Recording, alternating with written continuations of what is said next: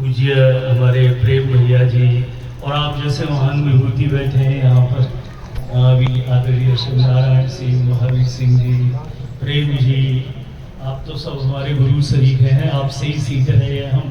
और अब तो हम बड़े सकुचा रहे हैं। वो प्राइमरी जूनियर में हमको बाल सभा के लिए खड़े कर लेते थे मास्टर, तो हम कांपने लग जाते थे। भूल होती थी वो मारते थे, कपड़े और गिन के मारते थे, कितने पहन के आए हैं तो वो पीछे मारते।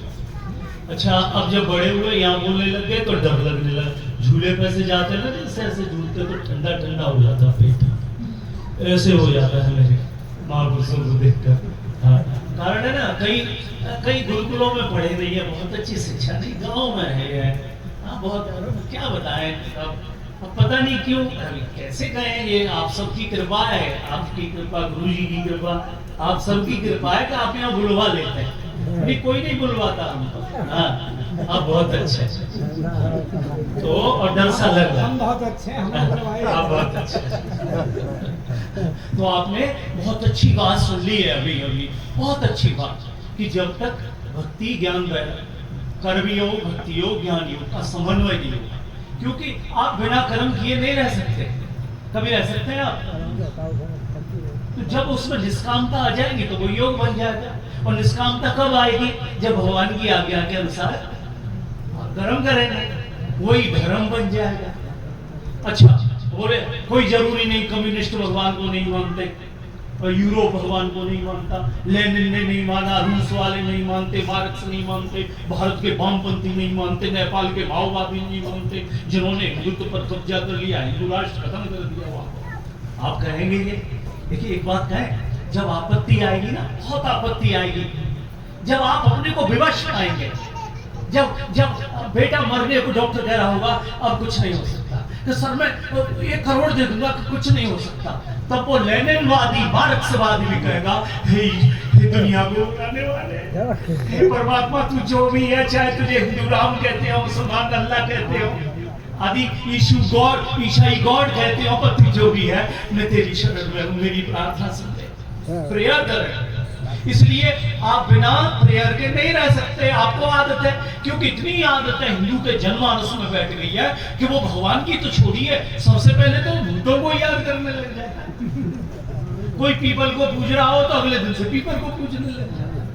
बोले तुम कहाँ जाते हो? अब तो लगता है तुम सुखी से हो, घर में अच्छा कुछ चल रहा है कि हाँ हमें बताइए, शनिवार पूजा पीपल पे हम आ जाता है, सब पूजा कर जाता है, जल चढ़ा जाता। अब तो बहन बेटियां उधर लग जाएंगे। रह नहीं सकता बंदा बिना किसी के समर्पित होकर। चलो, नास्तिक से फिर भी अच्छा है कि कोई पीपल को पूज रहा है, उसने किसी को अपना आधार मान लिया, आश्रय मान लिया। तो बिना ईश्वर के आप नहीं रह सकते, आप बहुत डरपोक हैं। और डर इतना बड़ा हो गया आपका डर कि वो एक डर, कर्म करने के लिए यदि डर है, मैं सावधान होकर कर्म करूं, मुझसे कोई पाप ना हो जाए, ईश्वर मुझे दंड देगा, ये डर तो कामयाब था, सफल था, आपको योग में लगाने वाला था, आपका कल्याण करने वाला था। लेकिन ये डर कौन सा डर? जब आक्रांता हो, विदर्भी हमारे यहाँ आए तो हम इतना डर गए कि वो डर में हम लड़ने की बजाय ईश्वर से प्रार्थना करने लग गए। और परिणाम क्या हुआ? अर्जुन भी कहने लगा, मैं भिक्षा मांग लूंगा लेकिन युद्ध गुरु महान, मैं अपने गुरु छछताओं को मार के पाप में नहीं सुनूंगा, पाप अपने पूर्वज या अपने बड़े बूढ़ों के खून से सने हुए भोगों को नहीं भोगूंगा।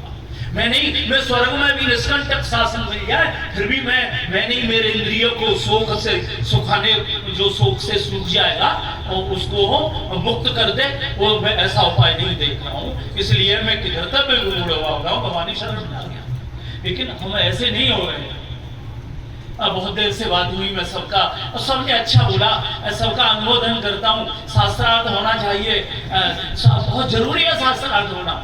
गांव में पहले ठेका वेका मरते थे, जो 4 अंगुल आगे मार देता था उसे इनाम दे देता, कोई 10-20 रुपए निकाल के, तो दूसरा